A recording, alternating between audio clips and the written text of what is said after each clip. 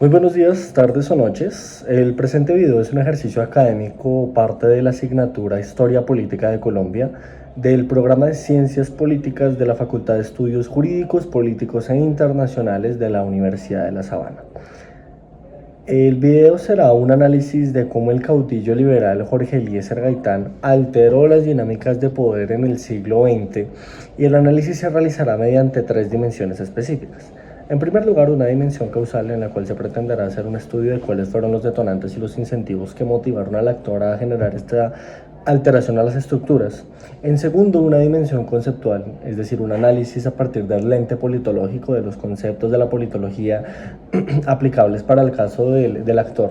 Y en tercer y último lugar, una dimensión contextual, es decir, entender cuál es el análisis que se puede realizar desde la politología al contexto del actor y cuál es su relevancia para esas alteraciones a las estructuras del poder. En primer lugar, se debe realizar un análisis entonces de la dimensión causal, es decir, entender cuáles fueron los factores externos del contexto que motivaron al actor a generar esas alteraciones a las estructuras del poder. Realmente, si estudiamos al doctor Gaitán, nos damos cuenta de que esos detonantes fueron principalmente económicos, sociales y personales. Un primer detonante es la persistente desigualdad agraria y la exclusión política de amplios sectores populares y de la clase media urbana del país, los cuales ampliaron su demanda por acceso a derechos, a empleo y a servicios. El segundo fue la crisis entonces de representación. Los partidos tradicionales y la oligarquía colombiana no fueron capaces de integrar esas demandas y de suplirlas mediante reformas creíbles, lo que genera entonces un espacio para que los líderes, conocidos actualmente como outsiders, fueran capaces de prometer esa ruptura de los sistemas tradicionales. Hay incentivos concretos que motivaron a Gaitán, como principalmente consolidar una base política propia para que éste desplazara a las estructuras clientelistas tradicionales de las cuales la población ya estaba cansada. También estaba obtener un poder efectivo para implementar reformas sociales, redistributivas y capitalizar entonces ese descontento urbano en un crecimiento político y económico por el país. Pasando entonces a una dimensión conceptual, es decir, analizándolo desde un lente politológico, Gaitán puede analizarse con varias categorías clave. En primer lugar, a partir de Weber, su liderazgo carismático debe entenderse como una autoridad que no descansaba en normas legales, racionales o en una tradición, sino que realmente esa identificación emocional de las masas en la que previamente hablaba proyectaba en él una promesa de justicia social, de renovación. Segundo, su acción se enmarca en conceptos de movilización y construcción de demandas políticas. Gaitán convirtió esa exacerbancia y ese cansancio de la gente en repertorios de acción política, institucionalizando canales extraparlamentarios de participación ciudadana, tal como los mitines, las peregrinaciones, o la prensa popular. Tercero, ese rol también puede leerse con la teoría de sistemas de partidos.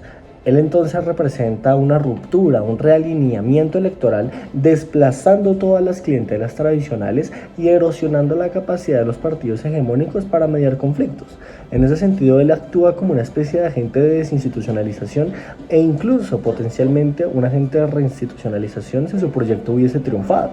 Y cuarto y último, desde la perspectiva de la reforma estatal y las coaliciones, su intento combinó demandas distributivas con apelaciones nacionalistas, es decir, buscaba construir una coalición intersectorial desde los obreros, los campesinos o los profesionales, y esto redefine entonces la base de poder y las reglas de acceso al Estado.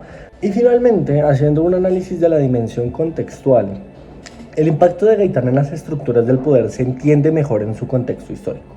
Un país con una oligarquía dominante, una economía agroexportadora con fuertes desigualdades, instituciones políticas frágiles y un incipiente progreso de urbanización.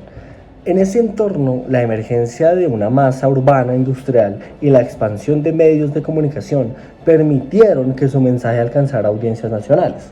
Además, el escenario internacional, con la influencia de interregnos económicos, el auge de demandas sociales en la posguerra y la mayor visibilidad de idearios de la justicia social, legitimizaba entonces agendas reformistas y presionaba por esos cambios.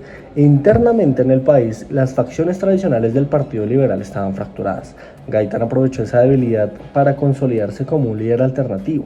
Y ese asesinato en 1948 y el posterior estallido de violencia, conocido como el Bogotazo, muestran que su acción había llegado a alterar los equilibrios. La aparente estabilidad de las élites se quebró.